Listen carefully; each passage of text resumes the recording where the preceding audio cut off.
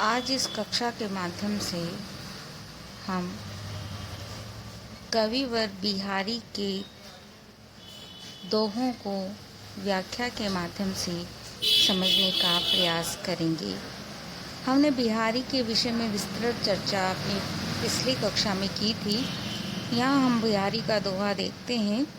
मेरी भव बाधा हरो, राधा नागिरी सोई, जा तन की झाई परे, श्याम हरित द्युति होय। बिहारी सत्सई एकमात्र रचना है बिहारी की। उसका जो प्रथम दोहा है वह दोहा हमने यहाँ पर पढ़ा है, जो हमारे कोर्स में है, और इसकी व्याख्या को हम समझने का प्रयास करेंगे। हमने बिहारी के विषय में जब अध्ययन किया था तो इस बात पर विशेष चर्चा की थी। बिहारी विद्वान व्यक्ति थे, उन्हें कई विषयों का ज्ञान था। उनका ये प्रथम दोहा ही उनके विविध विषय ज्ञान को अभिव्यक्ति देता है। हम पंक्ति देखते हैं। क्योंकि रचना का प्रारंभ किया जा रहा है, इसलिए रचना के प्रारंभ में ईश वंदना करना भारतीय पद्धति रही है। उसी पद्धति को अपनाते हुए कविवर बिहारी यहाँ पर राधा कृष्ण की स्तुति कर रहे हैं और उसमें वो राधा को माध्यम बना रहे हैं कृष्ण की स्तुति के लिए। तो राधा जी की स्तुति किस तरह से की जा रही है, इसे हम इस पद्य के अंदर देख रहे हैं। इसके 3 अर्थ किए जाते हैं। जो निचली वाली पंक्ति है उसके ऊपर की पंक्ति का वही अर्थ रहेगा। जैसे हम देखते हैं, मेरी अर्थात मेरी स्वयं के लिए प्रयोग हुआ है। भव मतलब संसार, बाधा मतलब परेशानियां, हरो मतलब समाप्त करो।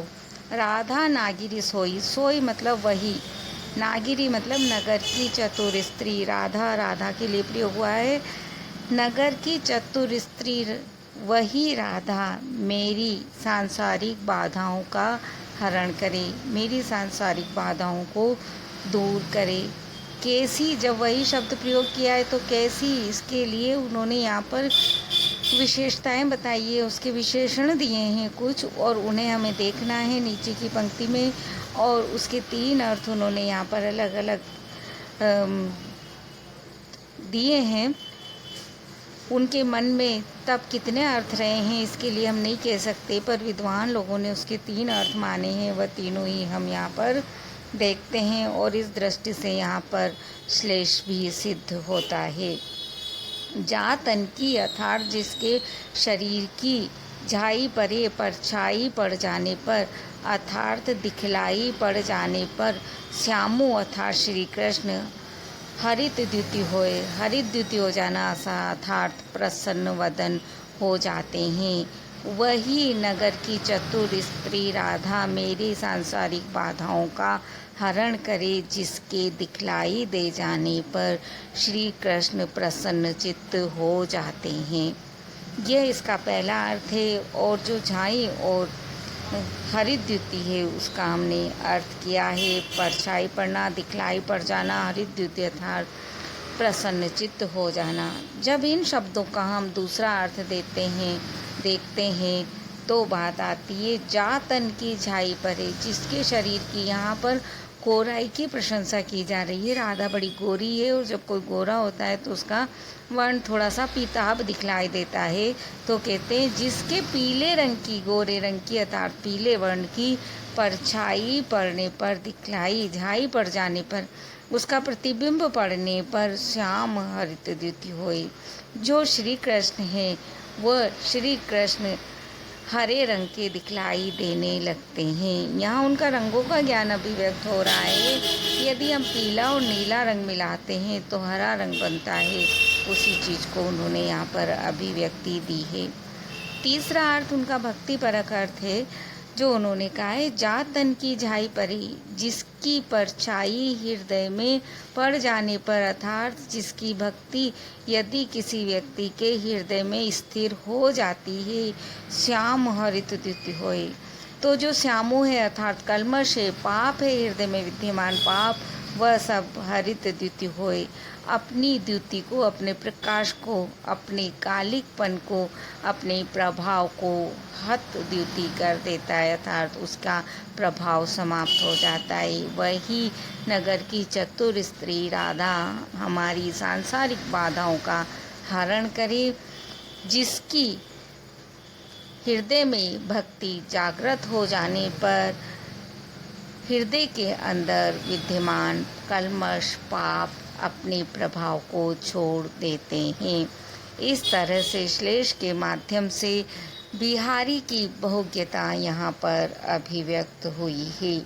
हम उनका अगला पद्य देखते हैं।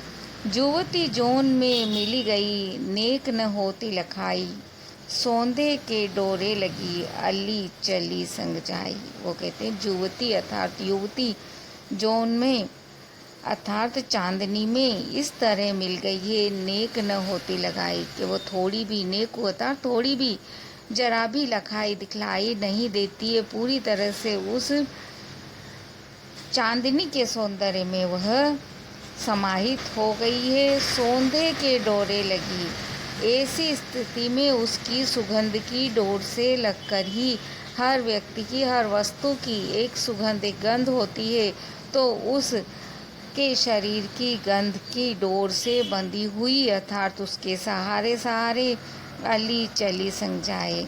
जो सखी है उस नायिका की, वह उसके साथ साथ जा रही है। इस तरह से नायिका के सौंदर्य का वर्णन किया गया है, उसे अत्यधिक सौंदर्यपूर्ण दर्शाया गया है। हो रीझी लखी रीझ हो, छबी ही छबीले लाल, सोन जूही सी होती द्युति, मिलती मालती माल। कोई नायक है और नायिका की ओर उसे आकर्षित करने का नायिका की सखी या नायक की सखी की द्वारा प्रयास किया जा रहा है। दासी किस तरह से नायिका के सौंदर्य का वर्णन नायक के सामने करती है, उसका वर्णन इस पद में किया गया है। हो रीझो, वो कहते हो आप अर्थात मैं रीझ गई हूँ, उसकी ओर आकर्षित हो गई हूँ। कहा जाता है नारी नारी के रूप पर आकर्षित नहीं होती, पर वो कह रही है कि मैं स्वयं नारी होकर उसके सौंदर्य पर आकर्षित हो गई हूँ। लखी रीझी हो, लखी अर्थात जब देखोगे रीझी हो तो आप भी उसकी ओर आकर्षित हो जाएंगे। छबई छबीली लाल, हे लाल, हे नायक प्रिय, वो संबोधित कर रही है नायक को। छवि ही अर्थात उसके सौंदर्य पे छबीले है, सौंदर्यपूर्ण नायक, आप उसकी ओर आप भी जब उसे देखेंगे तो आकर्षित हो जाएंगे। सोन जुई सी होती द्युति, मिलती मालती माल, मालती की माला जो उसने धारण की हुई है, उस मालती की माला में मिलकर सोन जुई के प्रकाश के समान वह प्रकाशित होती है। देखने में नायिका इतनी सुंदर है, इस तरह का वर्णन कवि यहाँ पर कर रहे हैं। बहके सब जिए की कहत, ठोर खुठोर लखे न, छिन ओर से ए छवि छाके ने। नायिका के सौंदर्य का पान नायक ने किया है और उसके सौंदर्य को देखने के बाद नायक उसकी ओर आकर्षित है, उसके प्रेम से उसका हृदय डूबा हुआ है। उसका वर्णन यहाँ पर कवि बिहारी कर रहे हैं। वो कहते हैं बहके, उसके सौंदर्य को देखकर बहके सब जी की कहत को, ठोर कुठोर लखे ने, जिनने जैसे शराब पीने के बाद व्यक्ति बहक जाता है, अपनी मानसिक स्थिति को असंयत कर लेता है या उसकी मानसिक स्थिति असंयत हो जाती है, उसके वश में नहीं रहती और वह स्थान उचित स्थान है या अनुचित स्थान है ये नहीं देकर अपनी बात कह देता है। उसी तरह से यहाँ पर वो कह रहे हैं छिन ओर से ए छवि छाके नेन, ए मतलब ये छवि छाके, छवि में छाके हुए अर्थात पूर्ण रूप से उसके सौंदर्य में डूबे हुए नेत्र बहक गए हैं सब जिए की कहत, हृदय में उसके प्रति जो भावना है वह सब भावना कह रहे हैं, अभिव्यक्त कर रहे हैं ठोर कुठोर लखे ने। कौन सा उचित स्थान है और कौन सा अनुचित, इसे नहीं देख रहे। छिन ओर से क्षण मात्र में ये कुछ और हो जाते हैं और क्षण मात्र बाद ही इनकी स्थिति कुछ और परिवर्तित हो जाती है। इस तरह उसके सौंदर्य में डूबे हुए नेत्रों की स्थिति का इसमें वर्णन किया गया है। अगला पद देखिए। अजो तरियोना ही रयो श्रुति सेवक एक रंग, नाक बास बेसिर लयो बसी मुक्तन के संग। बहुत बड़ी बात यहाँ पर कवि श्लेष के माध्यम से कहना चाहते हैं। एक होता है ज्ञान के माध्यम से ईश्वर को प्राप्त करने वाला ज्ञानी व्यक्ति, वह वेद पाठी व्यक्ति वेदों को पढ़ने और उनके नियमों का पालन करने में इतना उलझ जाता है कि भक्ति या ईश्वर के प्रति जो आराधना है वह कहीं बिछुड़ जाती है। और एक होता है भक्त, जिसे और कुछ नहीं पता होता, वो अपनी भावना के समान जैसा वह अनुभव करता है वैसा भगवान को मानता है और बिना कुछ ज्ञान को जाने वह उस भगवान के प्रति समर्पित हो जाता है। दोनों में किस तरह का अंतर है, इस बात को कवि यहाँ पर कहना चाहते हैं। वो कहते हैं अजो आज भी तरयोना ही रहो, आज भी तरयोना अर्थात कान का आभूषण ही बना रहा। श्रुति सेवक एक रंग से एक निष्ठा से श्रुति सेवक कानों का सेवन करने वाला कर्णाभूषण आज भी कान का आभूषण ही बना हुआ है। नाक बास बेसिर लयो, परंतु बसी मुक्तन के संग, परंतु मुक्ता के साथ बसने के कारण, मोती के साथ निवास करने के कारण, मोती की जो लौंग होती है नाक में पहनने का जो आभूषण होता है, उसके जो अंदर का हिस्सा होता है वह एक बेसर नामक धातु का बना होता है, जिसमें 5 तरह की धातुएं मिक्स होती हैं।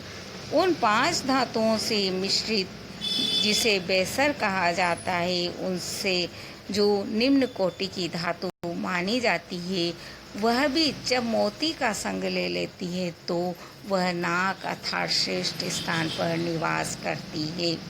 इसी तरह से कवि यहाँ कहना चाहते हैं कि एकमात्र श्रोत्रिका अर्थात वेदों का पाठन करने वाला जो वेद पाठी था वह तो तरयोना आज भी उसका उद्धार नहीं हुआ, वह इस संसार सागर से पार नहीं हुआ।